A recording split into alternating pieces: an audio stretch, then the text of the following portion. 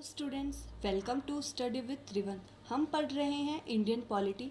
आपको मेरे चैनल पे इंडियन पॉलिटी के सभी lectures free of cost available हैं। अगर आप सारे लेक्चर्स देखना चाहते हैं तो प्लीज़ मेरे चैनल को लाइक, शेयर एंड सब्सक्राइब करें। हम पढ़ रहे हैं इंडियन पॉलिटी, उसमें हमने अभी तक पढ़ लिया है, फंडामेंटल ड्यूटीज़ तक पढ़ लिया है सारा। अब हम पढ़ेंगे अमेंडमेंट ऑफ द कॉन्स्टिट्यूशन, कि हमारा जो कॉन्स्टिट्यूशन है उसमें अमेंडमेंट कैसे किया जाता है या उसमें बदलाव कैसे किया जाता है। क्योंकि हमारा जो कॉन्स्टिट्यूशन इतना रिजिड नहीं है कि हम उसमें कोई भी बदलाव नहीं कर सकते। हमारे कॉन्स्टिट्यूशन में ही ये पावर मिली हुई है कि हम कॉन्स्टिट्यूशन में अकॉर्डिंग टू लॉ बदलाव कर सकते हैं। तो ये पावर कौन से आर्टिकल में मिली है, कहाँ मिली है और किसको मिली है, वो हम देखते हैं। तो अमेंडमेंट ऑफ द कॉन्स्टिट्यूशन में हम देखेंगे कि कॉन्स्टिट्यूशन में अमेंडमेंट करने की पावर जो है वो आर्टिकल 368 के अंडर दी गई है। वो भी under article 368 of Indian constitution amendment of the constitution की पावर दी गई है। ठीक है, आर्टिकल 368 है वो हमारे पार्ट 20 में आता है। ठीक है, इन पार्ट 20 आर्टिकल 368 आता है। अब आर्टिकल 368 है उस वो क्या है, किस चीज़ से डील करता है। तो article 368 deals with powers of parliament to amend the constitution and its procedure. ठीक है, आर्टिकल जो 368 है वो पार्लियामेंट को पावर देता है कि वो कॉन्स्टिट्यूशन को अमेंड कर सकता है और उस अमेंडमेंट की प्रोसेस को बताता है कि किस तरह से आप एक कॉन्स्टिट्यूशन को अमेंड कर सकते हैं। अब सिंपल सी बात है कि अगर कॉन्स्टिट्यूशन को अमेंड करना है तो स्टेट लेजिस्लेचर तो करेगा नहीं, पार्लियामेंट ही करेगा। तो ये पावर हमारे पार्लियामेंट के पास है कि वो कॉन्स्टिट्यूशन को अमेंड कर सकता है। तो आर्टिकल 368 के अंदर ये बताया गया है कि पार्लियामेंट को पावर मिली है कॉन्स्टिट्यूशन को अमेंड करने की, और उस कॉन्स्टिट्यूशन को अमेंड करने का प्रोसीजर बताया गया है। अब इसमें ये चीज़ भी बोली गई है कि parliament can't amend basic structure. अब हमें पता है कि हमारे केशवानंद भारती जो केस था 1973 का, उसमें सुप्रीम कोर्ट ने बोला था कि पार्लियामेंट कॉन्स्टिट्यूशन को अमेंड कर सकता है, कॉन्स्टिट्यूशन के किसी भी पार्ट को अमेंड कर सकता है, लेकिन वो बेसिक स्ट्रक्चर को अमेंड नहीं कर सकता। और ये बेसिक स्ट्रक्चर क्या है, ये पावर जुडिशरी ने अपने पास रखी है। वो टाइम टू टाइम बताती जाएगी कि क्या क्या बेसिक स्ट्रक्चर है। हम बेसिक स्ट्रक्चर पे इस केस पे, ये ऐसा एक केस है जिसके लिए हम एक पूरा वीडियो बनाएंगे, पूरा लेक्चर देखेंगे। अब हम देखते हैं कि कॉन्स्टिट्यूशन को कितने प्रकार से अमेंड किया जा सकता है। तो हमारे कॉन्स्टिट्यूशन को 3 टाइप से अमेंड किया जा सकता है। 3 टाइप कौन कौन से? पहला टाइप है जो कि आर्टिकल 368 के बाहर है। दो तरीके हैं कॉन्स्टिट्यूशन को अमेंड, 3 तरीके से हम कॉन्स्टिट्यूशन को अमेंड कर सकते हैं। 2 तरीके तो हमारे आर्टिकल 368 के अंदर दिए गए हैं। एक तरीका है जो हमारे आर्टिकल 368 से बाहर है, मतलब अदर देन दी आर्टिकल 368। पहला जो तरीका है उसमें हम बाय सिंपल मेजॉरिटी से कॉन्स्टिट्यूशन को अमेंड कर सकते हैं। सेकंड जो तरीका है उसमें हम स्पेशल मेजॉरिटी से कॉन्स्टिट्यूशन को अमेंड कर सकते हैं। एंड थर्ड जो मेथड है उससे हम कॉन्स्टिट्यूशन को स्पेशल मेजॉरिटी की तो ज़रूरत होगी, plus ratification of half of the state. ठीक है, ratification of half of the state, आधे स्टेट्स की मंजूरी भी ज़रूरी होगी। ठीक, अब bye simple majority in the sense अगर 200 लोग प्रेजेंट है तो हमें 101 लोगों की परमिशन मंजूरी चाहिएगी।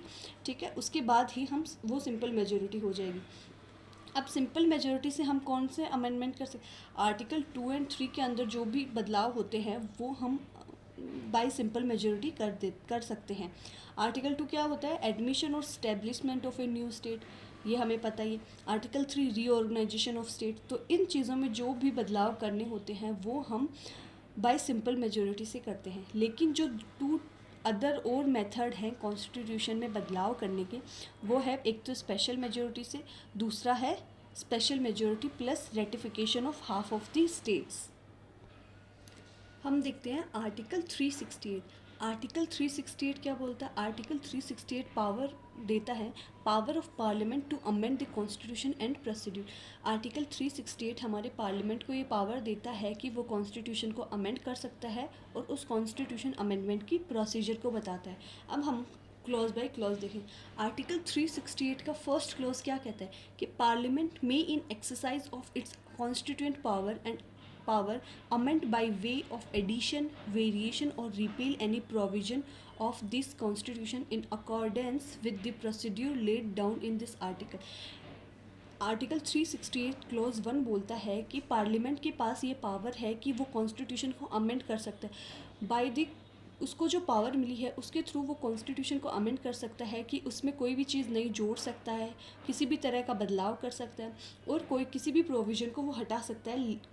वो ये सारे बदलाव हमारे कॉन्स्टिट्यूशन में कर सकता है, लेकिन किसके अनुसार? जो प्रोसीजर हमारे कॉन्स्टिट्यूशन में दिया हुआ है उस प्रोसीजर को फॉलो करके ये कॉन्स्टिट्यूशन में बदलाव कर सकता है। अब हम देखते हैं आर्टिकल 368 क्लोज 2 क्या बोलता है। क्लोज 2 में दिया हुआ है कि procedure of the constitution amendment, कि कॉन्स्टिट्यूशन अमेंडमेंट जब होता है तो उसका क्या प्रोसीजर होता है। तो हम देखते हैं कि जब भी कोई कॉन्स्टिट्यूशन अमेंडमेंट होता है तो उसके लिए एक कॉन्स्टिट्यूशन अमेंडमेंट बिल बनाया जाता है, ठीक है। अब ये बिल जो है ये किसी भी हाउस में इंट्रोड्यूस कर सकते हैं। मतलब हमारे पार्लियामेंट के 2 हाउस होते हैं, एक लोकसभा होता है, एक राज्यसभा होता है। तो किसी हाउस में भी इस बिल को, कॉन्स्टिट्यूशन अमेंडमेंट जो बिल है उसको इंट्रोड्यूस किया जा सकता है, ठीक है। अब इस बिल को इंट्रोड्यूस कौन करेगा भाई? हाउस में तो लोग होते हैं, मिनिस्टर्स भी होते हैं और प्राइवेट मेंबर्स भी होते हैं, तो इंट्रोड्यूस कौन करेगा? इस कॉन्स्टिट्यूशनल अमेंडमेंट बिल को मिनिस्टर और प्राइवेट मेंबर दोनों इंट्रोड्यूस कर सकते हैं और किसी भी पार्लियामेंट के किसी भी हाउस में इंट्रोड्यूस किया जा सकता है। मतलब अगर कोई लोकसभा का मेंबर है तो लोकसभा में भी इंट्रोड्यूस किया जा सकता है, कोई राज्यसभा का मेंबर है तो इसको राज्यसभा में भी इंट्रोड्यूस किया जा सकता है, ठीक है। अब इसको इस किसी भी एक हाउस में, पार्लियामेंट के हाउस में इस कॉन्स्टिट्यूशन अमेंडमेंट बिल को इंट्रोड्यूस कर दिया। अब इसके बाद में क्या होगा? इंट्रोड्यूस करने के बाद में इसको दोनों हाउस जो है वो सेपरेटली पास करेंगे। जैसे इसको लोकसभा में पहले इंट्रोड्यूस किया, फर्स्ट इसको लोकसभा में इंट्रोड्यूस किया तो लोकसभा इसे पास कर देगी, फिर ये राज्यसभा के पास जाएगा, सेकेंड टाइम राज्यसभा इस पास करेगी। दोनों को अलग अलग इसे सेपरेटली पास करना होगा। पास कैसे करेंगे? ये स्पेशल मेजोरिटीज, जैसे कि लोकसभा में बिल को इंट्रोड्यूस किया है तो लोकसभा इसे स्पेशल मेजोरिटी से पास करेगी, फिर ये राज्यसभा के पास जाएगा, फिर राज्यसभा इसको अगर स्पेशल मेजोरिटी से पास कर देती है फिर ये प्रेसिडेंट के पास जाएगा। अब स्पेशल मेजोरिटी क्या होती है? स्पेशल मेजोरिटी होती है कि जितने भी लोग प्रेजेंट हैं उनमें और जितने भी लोग प्रेजेंट हैं और वोट कर रहे हैं उनमें से 2/3 मेंबर्स ने इसके पक्ष में वोट दिया हो, तब ये स्पेशल मेजोरिटी कहलाती है। तो हमने देखा कि कॉन्स्टिट्यूशनल अमेंडमेंट बिल को कोई भी इंट्रोड्यूस कर सकता है, चाहे वो मिनिस्टर हो चाहे वो प्राइवेट मेंबर हो, किसी भी वो हाउस में इंट्रोड्यूस हो सकता है, चाहे लोकसभा हो राज्यसभा हो। दोनों हाउस से उसको सेपरेटली पास किया जाएगा बाय स्पेशल मेजोरिटी। अगर कोई भी एक सभा उसको पास नहीं कर पाती है स्पेशल मेजोरिटी की, तो इसमें कोई जॉइंट सिटिंग का प्रावधान नहीं होता।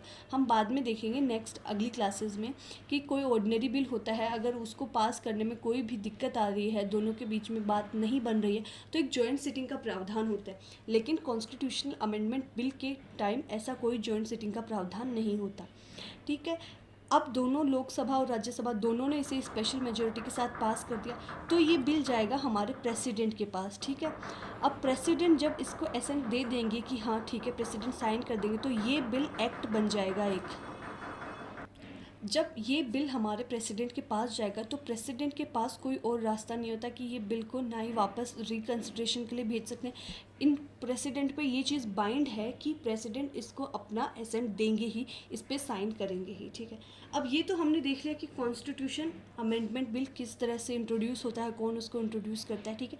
लेकिन जब कॉन्स्टिट्यूशन बिल बनाया जाता है या इंट्रोड्यूस किया जाता है लोकसभा या राज्यसभा में, तो उसमें देखा जाता है कि अगर कुछ ऐसे प्रोविजंस हैं कि उनको लेकर कॉन्स्टिट्यूशन बिल है, कॉन्स्टिट्यूशन अमेंडमेंट बिल है, तो उसके लिए क्या चीज़ें दी गई? उसके लिए दिया गया है, देखो, अगर कॉन्स्टिट्यूशन बिल को बनाया गया है, ठीक है, किसी भी चीज़ को कॉन्स्टिट्यूशन में कोई भी चीज़ अमेंड करनी है तो उसके लिए एक बिल बनाया गया है। लेकिन उस बिल में अगर ये जो नीचे जो दिए हुए हैं 5 जो चीज़ें दी हुई हैं, इनसे रिलेटेड अगर कोई अमेंडमेंट है तो उसमें कॉन्स्टिट्यूशन में उसके लिए कॉन्स्टिट्यूशन को लोकसभा और राज्यसभा, तो जो बिल है उसको लोकसभा और राज्यसभा से तो पास होना ही पड़ेगा स्पेशल मेजोरिटी के साथ, साथ में उसे 50+ स्टेट के लेजिस्लेचर की मंजूरी भी चाहिए होगी। अब वो कौन कौन से ऐसी चीज़ें हैं, ऐसे आर्टिकल्स हैं जिनके बदलाव होने पर हमें स्टेट्स की मंजूरी भी चाहिए होती है, वो हम देखते हैं। पहला आर्टिकल 54, 55, 73, 162, 241, 279A। इसमें अगर इसके बदलाव के लिए अगर कोई अमेंडमेंट बिल इंट्रोड्यूस होता है तब हमारे स्टेट के पास रेटिफिकेशन के लिए जाएगा वो बिल, प्रेसिडेंट के पास पहुंचने से पहले। ठीक है। सेकंड है चैप्टर 4 ऑफ पार्ट 5 का, chapter 5 of part 6 and chapter 1 of part 11। Any of the list in this 7th schedule, हमारे 7th शेड्यूल में जितनी भी लिस्ट हैं, 3 लिस्ट है, हमें पता है, union list, state list and concurrent list, अगर उनमें कोई बदलाव किया जा रहा है, उनमें कोई अमेंडमेंट किया जा रहा हो, the representation of state in parliament, the provision of this article, मतलब जो आर्टिकल 368 है इसके अंदर खुद के अंदर कुछ बदलाव किया जा रहा हो, अगर ये अबव जो 5 चीज़ दी हुई हैं इनमें अगर कॉन्स्टिट्यूशन अमेंडमेंट बिल बनाया जाता है इनमें बदलाव के लिए, तो ये जो बिल है ये हम आइदर किसी भी हाउस में इंट्रोड्यूस करेंगे, उनके पास होने के बाद इसको स्टेट लेजिस्लेचर के पास भी भेजा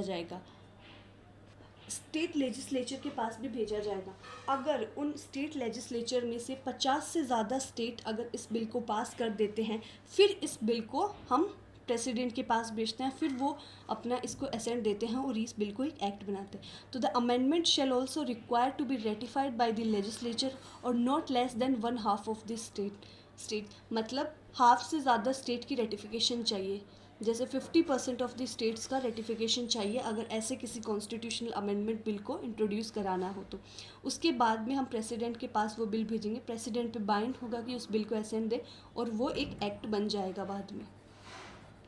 ठीक है। अब थर्ड जो क्लॉज है हमारा 368 आर्टिकल का थर्ड जो क्लॉज है वो है nothing in article 13 shall apply to any amendment made under this article. ठीक है, मतलब जो आर्टिकल 13 में है उस पर ये कोई भी अमेंडमेंट अप्लाई नहीं होंगी। अब हम देखते हैं कि भाई अंडर आर्टिकल 368 हम दो तरह से कॉन्स्टिट्यूशन में अमेंडमेंट कर सकते हैं,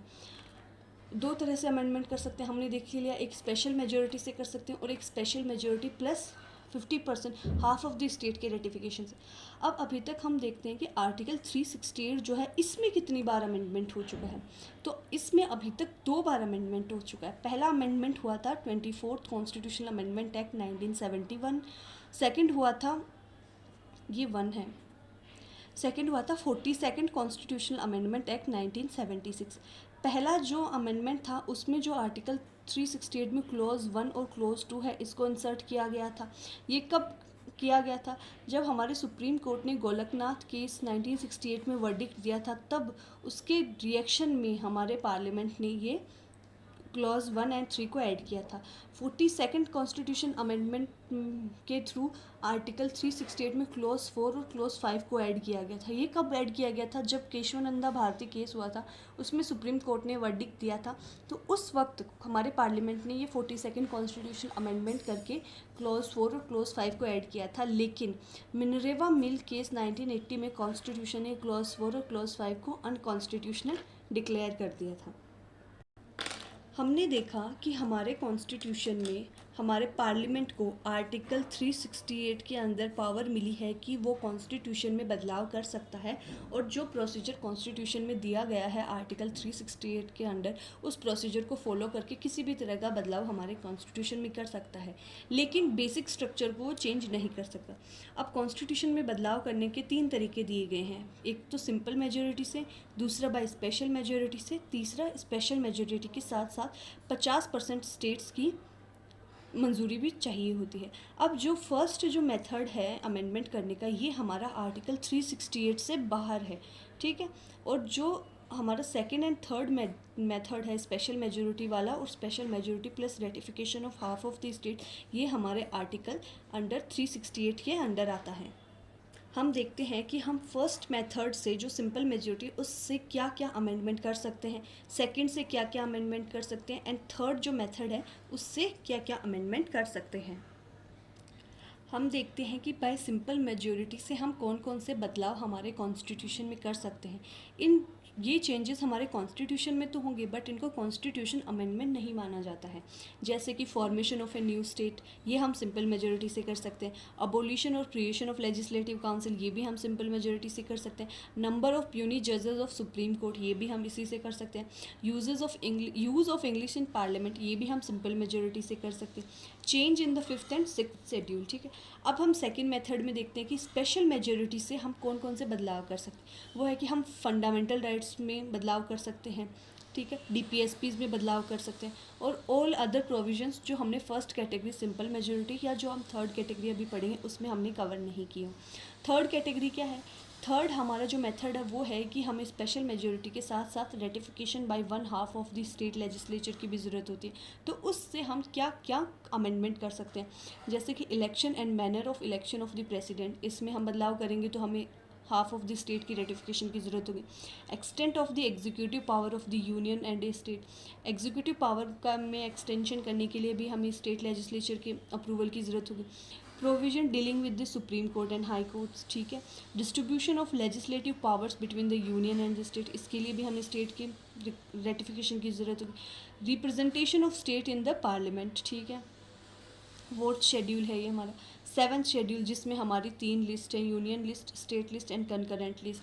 एंड आर्टिकल 368 इटसेल्फ, अगर आर्टिकल 368 इटसेल्फ में भी बदलाव करना होगा तो हमें हाफ ऑफ द स्टेट के रेटिफिकेशन की ज़रूरत होगी। इसका एक एग्जांपल भी है GST को भी ये हाफ ऑफ द स्टेट के रेटिफिकेशन के बाद ही लाया गया है। तो आज हमने पढ़ लिया है कॉन्स्टिट्यूशनल अमेंडमेंट। नेक्स्ट क्लास में हम पढ़ेंगे यूनियन एग्जीक्यूटिव। अगर आपको इंडियन पॉलिटी के सभी लेक्चर्स फ्री ऑफ कॉस्ट चाहिए तो आप मेरे चैनल को लाइक, शेयर एंड सब्सक्राइब ज़रूर करें।